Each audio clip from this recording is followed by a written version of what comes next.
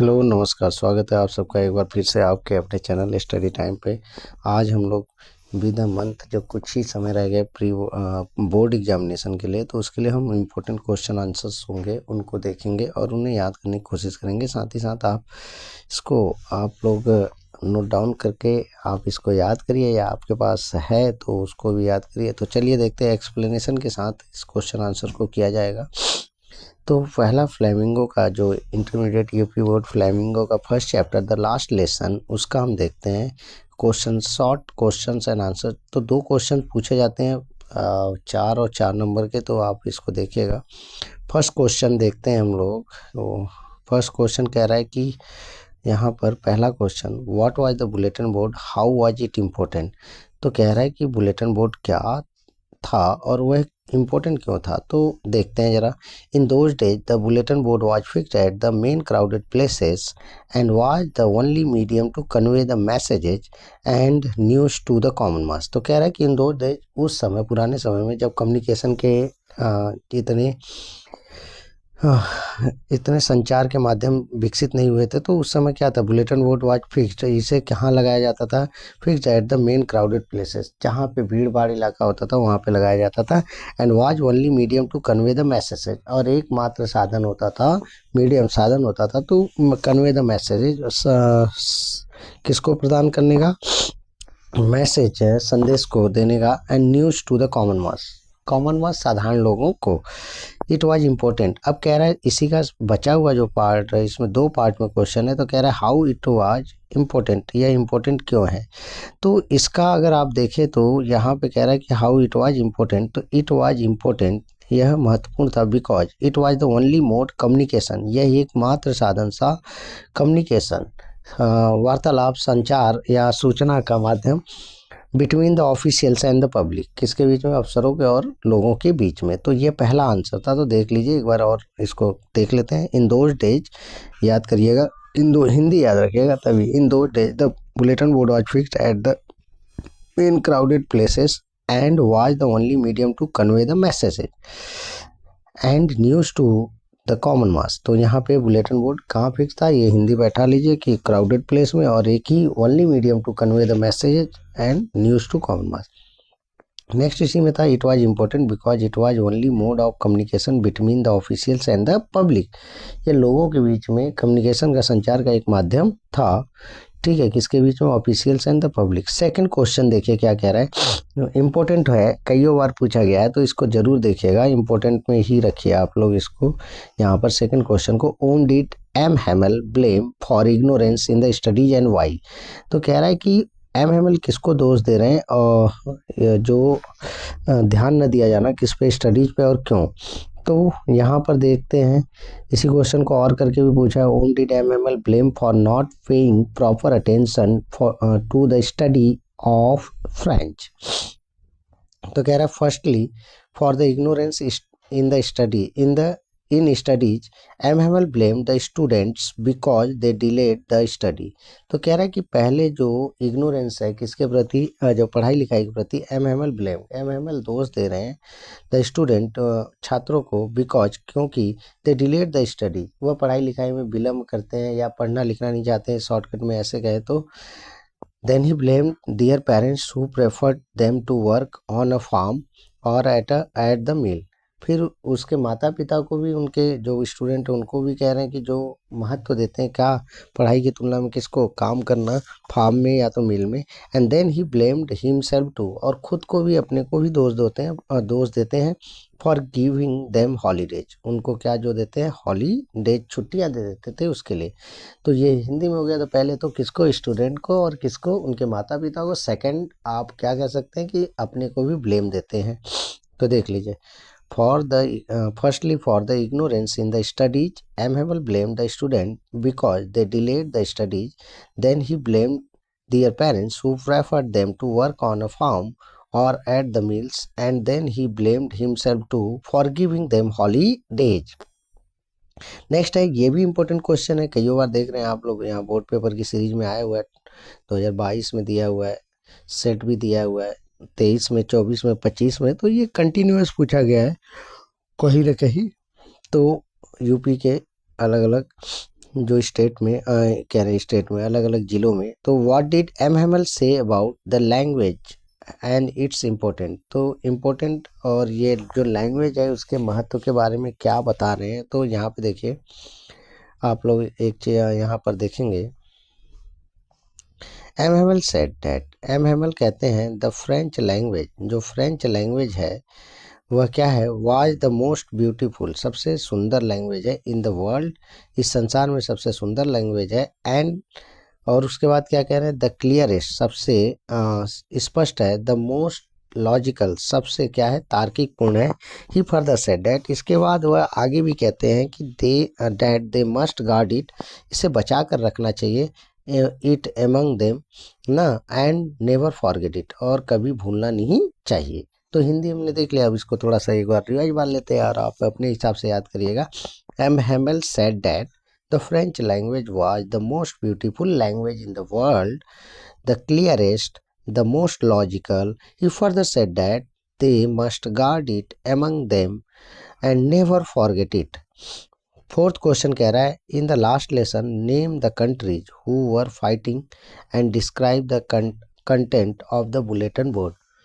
तो इस पार्ट में उन देशों के नाम लिखने हैं जिनके बीच में ये पढ़ाई जिनके बीच में ये फाइटिंग चल रही है, और बुलेटिन बोर्ड के क्या कंटेंट थे उसके बारे में भी बताना है। तो आंसर है नेक्स्ट पेज पे, तो देखते हैं। तो इसका आंसर यहाँ पर देखा जाता है, क्या दिया हुआ है, यहाँ से आंसर इसका स्टार्ट है जो पिछला question. In the last lesson, जो पार्ट का नाम है लास्ट लेसन, द फ्रेंच, कौन सी पहली country, French, and the Prussians were fighting, यही क्या कर रहे हैं, हमने कहानी पढ़ा होगा अपने स्कूल कॉलेज में कि प्रसा ने अधिकार कर लिया था फ्रेंच के भाग पे, एल्सास एंड लॉरेन, जर्मनी के सहयोग से। तो यहाँ पे कह रहे हैं कि in the last lesson the French and the Prussian were fighting, तो दो कंट्री कौन हो गए, यही आपके।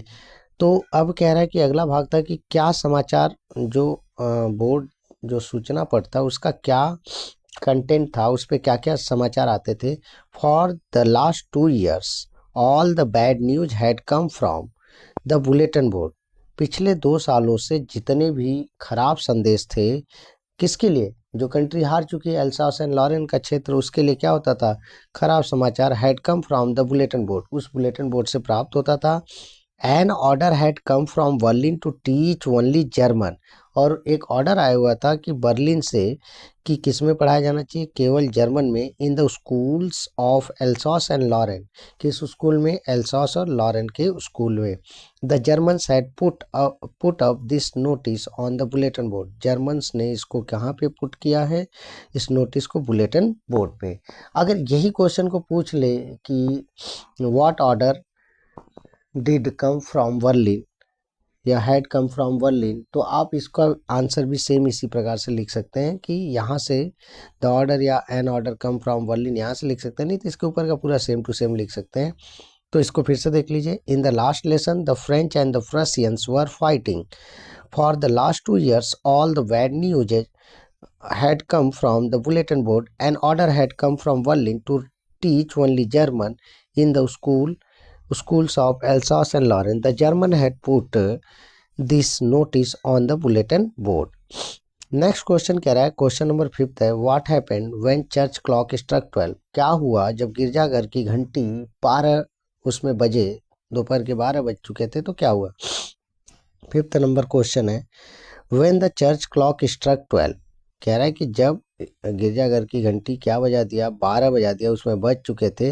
The trumpets of the Prussians, जो ट्रम्पेट्स कदम चलने की जो आवाज़ें होती है, कदम ताल, किसके, प्रशियंस के। The trumpets of Prussians returning from their drill, जो लौट रहे थे कहाँ से, ड्रिल मतलब युद्ध के अभ्यास से या अभ्यास से, साउंडेड, जो आवाज़ आ रहा था, at which M Hamel stood up, जिससे कि एम हेमल खड़े हो गए, वेरी पेल, और बहुत पीलेपन के साथ, ठीक है, यानी डर के साथ यहाँ पे, इन ही चेयर, अपने चेयर से। He try to give his farewell, उन्होंने कोशिश किया क्या देने का, अपने विदाई के लिए, वर्ड्स बच्चों, लेकिन वह क्या हो गया, वह शब्द बाहर ही नहीं निकले, गले में रह गए। तो यहाँ पे देखिए, इसको याद कर लेते हैं फिर से।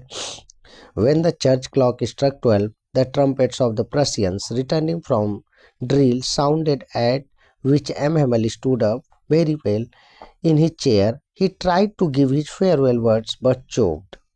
नेक्स्ट क्वेश्चन क्या कह रहा है? In what way according to M Hamel does mother tongue serve even the enslaved people? किस तरीके से जो किसी की देश की मातृभाषा है वह गुलाम होने पर किस प्रकार से उसे बचा सकती है, सर्व ना सुरक्षित या सेवा कर सकती है? तो यहाँ पे देखिए, अकॉर्डिंग टू एम हेमल के अनुसार इवन इफ पीपल आर इनस्लैब्ड, जब कभी वहाँ के लोग, किसी भी देश के लोग जब क्या हो जाए, इनस्लेव्ड, गुलाम हो जाए, दास हो जाए, their mother tongues can act like, उसके यहाँ की जो मातृभाषा है कैन एक्ट, वह कार्य करता है like a key to a prison, उस चाबी के समान कार्य करता है जो किसी जेल या किसी कैद खाने की चाबी के समान, यानी उस दास्ता से मुक्त करने का काम करता है। ही बिलीव्स डैट, वह मानते थे, the French is the most beautiful, ये तो पिछले आंसर में हमने पढ़ा था तो अच्छी बात है, इसमें भी है। The French is the most beautiful and logical language in the world and he wishes that his countryman has given it more importance. और कह रहे थे कि लॉजिकल और क्या ब्यूटीफुल लैंग्वेज है इन द वर्ल्ड, और उनकी इच्छा क्या थी, ही विशेज डैट हिज कंट्रीमैन, उनके देशवासी क्या करें, has given it more importance, इसको ज़्यादा महत्व दे इस अपने लैंग्वेज को। फिर से याद करते हैं, according to M Hamel even if people are enslaved their mother tongue can act like a key to a prison. He believe that, वह मानते हैं, French is the most beautiful and logical language in the world and he wishes that his countryman has given it more importance. 7th question देखिए, बहुत छोटा सा है। What did M Hamel write on the black board with a piece of chalk? तो ये काफ़ी छोटा पड़ जाएगा, तो इसके लिए 4 नंबर नहीं मिलेगा। तो यहाँ पे आप क्वेश्चन को, मैं बता रहा हूँ, पहले इसको ऐड कर लीजिएगा, ठीक है? तो इस क्वेश्चन का आंसर भी इसमें ऐड कर दीजिएगा। तो यहाँ से देखिए, मैं बता रहा हूँ, इसका इस लाइन को भी याद कर लीजिएगा।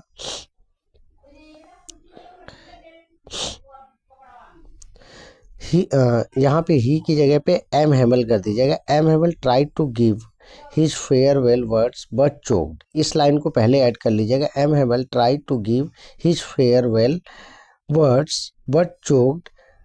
यहाँ तक तो इसको हम यहाँ तक हम इसको, इस लाइन को ले लेंगे इस आंसर के लिए। अब फिर इसके बाद यहाँ से लिखिएगा, उसी के आगे से ये जोड़ दीजिएगा। M Hamel wrote on the black board with a piece of chalk. M Hamel ने लिखा, ठीक है, अपने जो ब्लैक बोर्ड पे किससे, एक चौक के टुकड़े से, वाइब ला फ्रांस, क्या लिखा, वाइब ला फ्रांस। फ्रांस, ये फ्रांस वहाँ की भाषा है, तो उसी भाषा में लिखा है वाइब ला फ्रांस जिंदाबाद, फ्रांस जिंदाबाद। तो उस लाइन को भी याद कर लीजिएगा और इसको इसके साथ जोड़ दीजिएगा। 8वां क्वेश्चन देखिए, 2025 में इसको पूछा गया, what did M Hamel teach the boys at school? क्या सिखाते थे, क्या सिखाया उन्होंने स्कूल में? तो नेक्स्ट 8वां है, तो M Hamel taught his student about the French language, किसके बारे में सिखाया पढ़ाया, फ्रेंच लैंग्वेज के बारे में। द इम्पोर्टेंस प्रेजेंटिंग इट, और इसके महत्व के बारे में जो यह प्रस्तुत करता है। ही एम्फेसाइज्ड द ब्यूटी, और किसको वर्णन करते हैं, सुंदरता को, एंड लॉजिक, तर्क को, and the French, and he also taught about grammar and writing. तो ये मेन आंसर में भी, ये भी बहुत इंपॉर्टेंट है, उन्होंने ग्रामर और किसको, राइटिंग को भी सिखाया था। तो देख लीजिए, तो यहाँ पे आपका इस तरीके से कह रहा है कि 8वें तक ही हम देखते हैं। तो यहाँ पर कह रहा है, M Hamel taught his student about the French language and the importance presenting it. He emphasized the beauty and logic and French, and he also taught about grammar and writing. तो इस तरीके से हमने जो महत्वपूर्ण प्रश्न है इसके हमने देख लिया है। इसको याद करने की कोशिश करिए, नोट डाउन करिए, या तो आप किसी भी तरीके से याद करिए, बस इस समय रिवीजन पे ध्यान दीजिए, कोई नया करने की आवश्यकता नहीं है। धन्यवाद।